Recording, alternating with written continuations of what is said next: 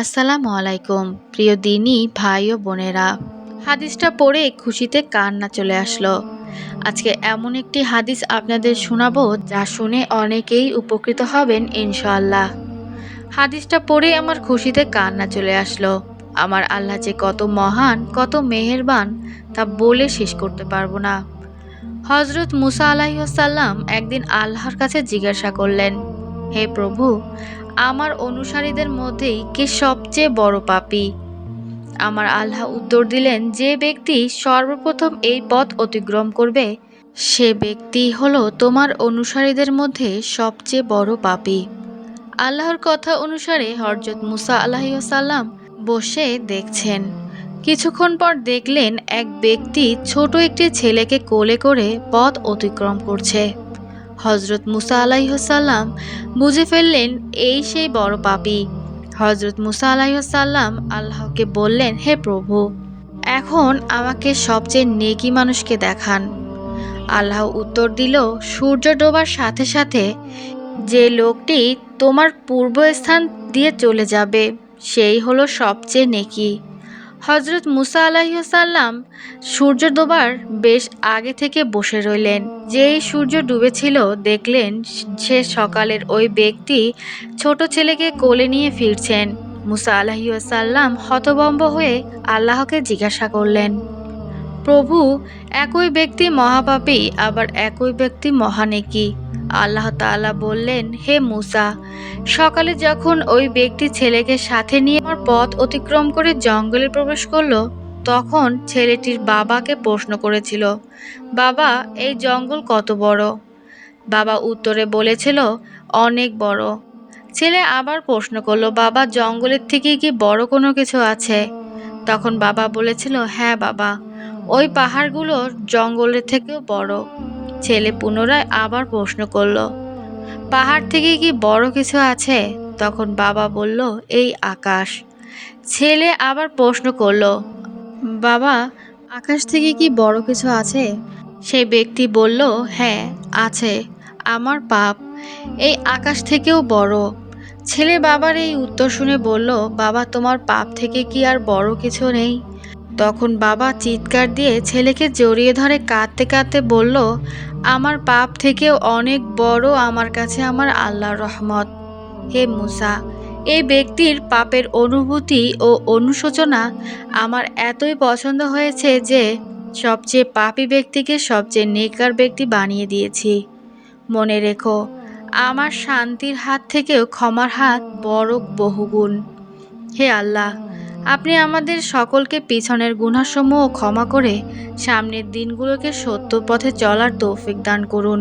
রাসূল সাল্লাল্লাহু আলাইহি ওয়াসাল্লাম বলেন, আল্লাহ ওই ব্যক্তির চেহারা উজ্জ্বল করে দেন যে আমার কোন হাদিস শুনেছে অতঃপর অন্যের কাছে পৌঁছে দিয়েছে। আবু দাউদ 515। সর্বশেষ একটাই কথা, সকল প্রশংসা শুধুমাত্র আল্লাহর জন্য। আল্লাহ তাআলা সবাইকে 5 ওয়াক্ত নামাজ পড়ার তৌফিক দান করুক, সবাইকে হেদায়েত দান করুক, সবার মনের নেক আশা পূরণ করুক, সবাই পাপ থেকে মুক্তি দিক, সামনের দিনগুলো সত্যের পথে চলার তৌফিক দান করুক। সবাই ভালো থাকবেন। আল্লাহ হাফেজ। আসসালামু আলাইকুম প্রিয় দিনী ভাই ও বোনেরা। আমি অপেক্ষা করেছি দোয়া কবুলের আশায়। আকাশ কাঁদছে তার অপেক্ষায়, কিন্তু আমার দোয়া কি কবুল হবে? আমি এমনভাবে অপেক্ষা করেছি আমার দোয়া কবুলের জন্য যেমন এক বৃক্ষ বৃষ্টির আশায় অপেক্ষা করে। কিন্তু এত অপেক্ষা করে সে কি ফিরবে, নাকি সে আর ফিরবে না? তবে দোয়া মানুষের ভাগ্য পরিবর্তন করতে পারে।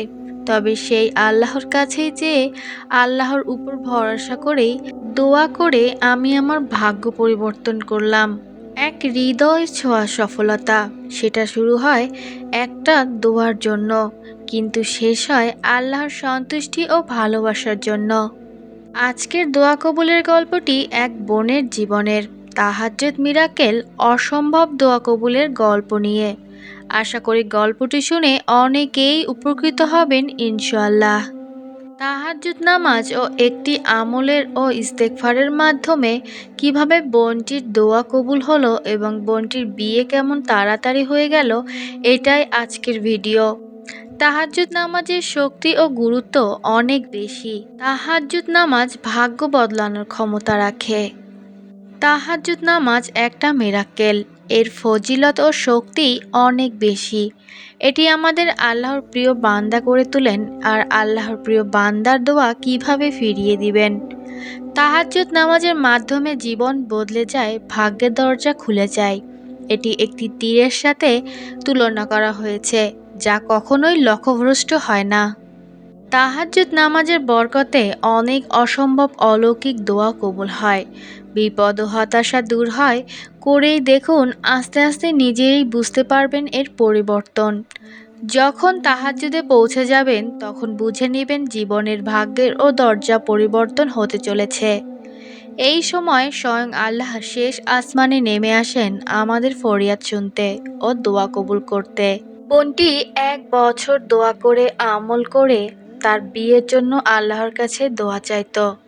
1 বছর আমল ও তাহাজ্জুদ নামাজ বোনটির জীবন বদলে দিয়েছে এবং একটি দিনদার জীবনসঙ্গী পেয়েছেন, আলহামদুলিল্লাহ।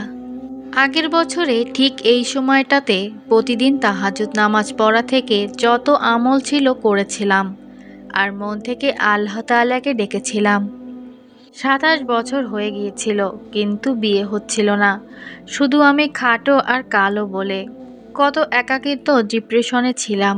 প্রতিদিন ঘুমানোর সময় নীরবে কাঁদতাম আর আল্লাহর কাছে মনে মনে চাইতাম, আর বাবা মা যে টেনশনে আছে আমাকে নিয়ে, তাদের জন্য হলেও আল্লাহ আমার বিয়ের হুকুম করে দিন।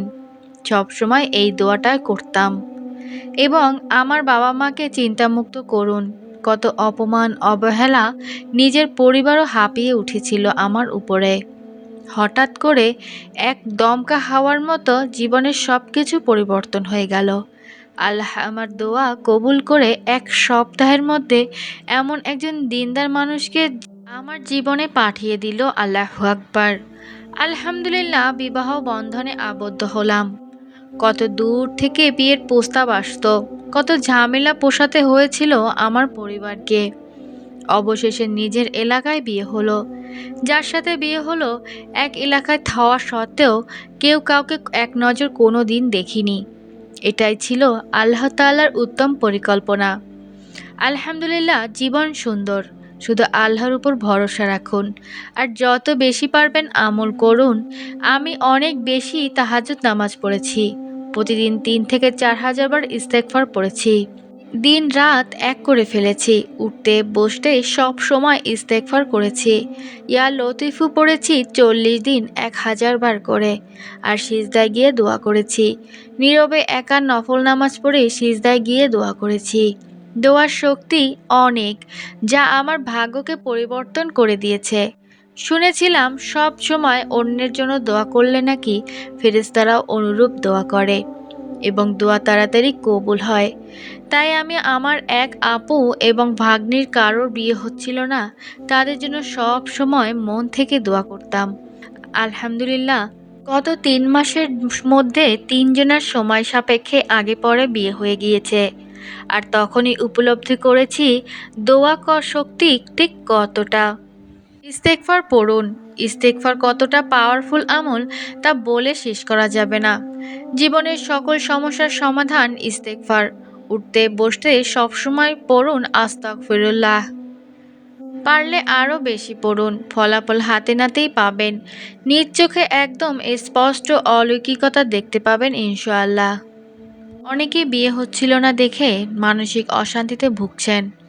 মানসিক অশান্তি যেভাবে দূর করবেন, সেজদায় বেশি বেশি দোয়া করবেন, একটু দূরে প্রকৃতির মাঝে সময় কাটাবেন, বসে বসে জিকির করে নেবেন, পর্যাপ্ত পরিমাণ ঘুমানোর চেষ্টা করবেন, ঘুম না আসলে তেলাওয়াত শুনবেন, সূরা আদ-দুহা তেলাওয়াত করবেন, ইস্তেগফার পরিমাণ বাড়িয়ে দিবেন, নীরব ঘর বেছে নিয়ে 2 রাকাত নফল সালাত আদায় করবেন। ইনশাআল্লাহ মানসিক অশান্তি দূর হয়ে যাবে। আল্লাহর কাছে সবই সম্ভব, যা আমাদের কাছে অসম্ভব মনে হয়।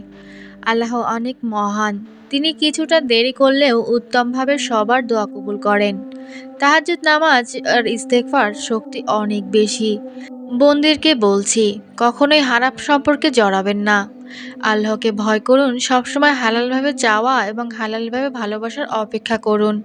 আল্লাহ এর উত্তম ফল দান করবেন, আর তাহাজ্জুদের দোয়া অসম্ভবকে সম্ভব ও ভাগ্যের দরজা খুলে দিবেন। মনে রাখবেন, আমল বা দোয়া যাই করেন, সবসময় আল্লাহর উপর নিজের আমলের উপর তাওয়াক্কুল রাখবেন। তাড়াহুড়া করা, হতাশ বা অবিশ্বাস রাখা যাবে না। যেমন, আমার দোয়া কবুল হচ্ছে না কেন বা হবে না কেন, এরকম ভাবা কখনোই যাবে না। আল্লাহ উত্তম পরিকল্পনাকারী, তিনি মেহেরবান, মহান। তিনি প্রিয় বান্দাদের বিপদ আপদ দুঃখ কষ্ট দিয়ে সবচেয়ে বেশি পরীক্ষা নেন ও দোয়া কবুলে দেরি করেন। তাই দোয়া কবুলে দেরি হলেও তাওয়াক্কুল রেখে ধৈর্যের সাথে দোয়া ও আমল করে যেতে হবে। সর্বাবস্থায় আল্লাহর শুকরিয়া আদায় করতে হবে। দোয়া ব্যতীত কিছুই মানুষের ভাগ্য বদলাতে পারে না।